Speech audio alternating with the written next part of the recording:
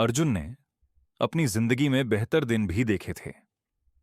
Mid twenties का एक freelance photographer, चेहरे पर हल्की थकान और अधूरी नींद के निशान लिए वो काम की तलाश में शहर से एक दूर गांव आ पहुंचा। यहां पैसे कम थे, लेकिन कहानियां ज्यादा और उसे बस एक मौका चाहिए था। तभी उसे वो घर मिला। गांव के किनारे एक पुराना सुनसान मकान, टूटा हुआ गेट, बाहर टिमटिमाती पीली स्ट्रीट लाइट, हवा में तैरता धुंध और एक अजीब सी खामोशी। गांव वाले उससे दूर रहते थे, लेकिन अर्जुन को वो सस्ता और परफेक्ट लगा। घर का मालिक अजीब था।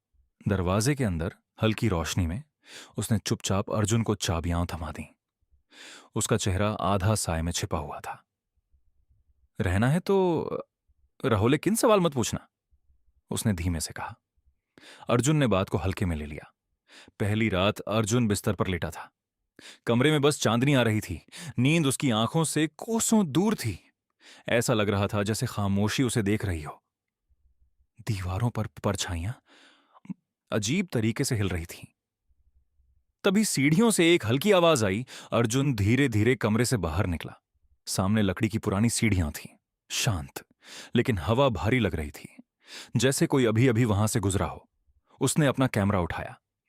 व्यू फाइंडर से उसने अंधेरे को देखा और जम गया। एक पल के लिए पीछे एक धुंधली आकृति खड़ी थी। एक दुल्हन, लाल लहंगा, लंबे काले बाल, चेहरे को ढके हुए। फिर स्क्रीन झिलमिलाई और वो गायब हो गई। अर्जुन का दिल जोर से धड़कने लगा। सिर्फ वहम है, उसने खुद से कहा, लेकिन घर अब जाग चुका था। अगली सुबह उसने फर्श पर कुछ देखा, पैरों के निशान, छोटे, लाल, गीले। आलता। वो निशान पूरे कमरे में फैलते हुए कहीं अंदर की ओर जा रहे थे, जहां अंधेरा और गहरा था। अर्जुन ने उन्हें फॉलो किया। टेबल पर एक पुराना वॉइस रिकॉर्डर रखा था, जैसे किसी ने जानबूझकर छोड़ा हो। कांपते हाथों से उसने उसे ऑन किया। रिकॉर्डिंग चालू हुई, धीमी फुसफुसाहट। वो मुझे छोड़कर चला गया, शादी अधूरी रह गई, मैं अभी भी यहीं हूं। अचानक अर्जुन के पीछे कुछ हिला। उसने मुड़कर देखा, लेकिन वहां कोई नहीं था।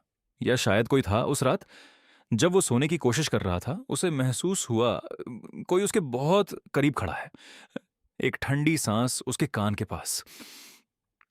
धीरे धीरे आईने के सामने रखा कपड़ा अपने आप गिर गया। आईने में एक दुल्हन और दूल्हा खड़े थे, लेकिन कमरे में अर्जुन अकेला था। अगले दिन गांव की एक बूढ़ी औरत उससे मिली। उसकी आंखें अजीब थी, जैसे सब कुछ जानती हो।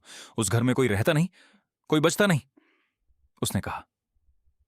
फिर उसने कहानी सुनाई। एक दुल्हन जिसकी शादी की रात ही उसका दूल्हा उसे छोड़कर भाग गया।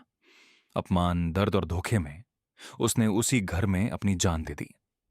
तब से वो हर आने वाले आदमी को अपना दूल्हा समझती है और उसे कभी जाने नहीं देती। अर्जुन के हाथ कांपने लगे। उसे याद आया, दीवार पर टंगी एक पुरानी शादी की फोटो। दुल्हन साफ दिख रही थी, लेकिन दूल्हे का चेहरा खरोंचा हुआ था। उस रात अर्जुन ने फिर वो फोटो देखी। इस बार दूल्हे का चेहरा साफ था और वो चेहरा अर्जुन का था। पीछे आईने में वही दुल्हन खड़ी थी। धीरे धीरे उसने अपना सिर घुमाया। उसके बाल हटे और उसकी आंखें हल्की चमक रही थीं। अगली सुबह गांव वाले उस घर के पास भी नहीं गए। दरवाजा बंद था, ताला जंग लगा हुआ, जैसे सालों से कोई अंदर गया ही ना हो। अंदर सब कुछ वैसा ही था, बस एक चीज बदली थी। दीवार पर टंगी शादी की फोटो अब पूरी थी। दुल्हन और उसका दूल्हा, दोनों साथ हमेशा के लिए। और घर फिर से शांत हो गया, लेकिन इस बार खामोशी पहले से भी ज्यादा भारी थी।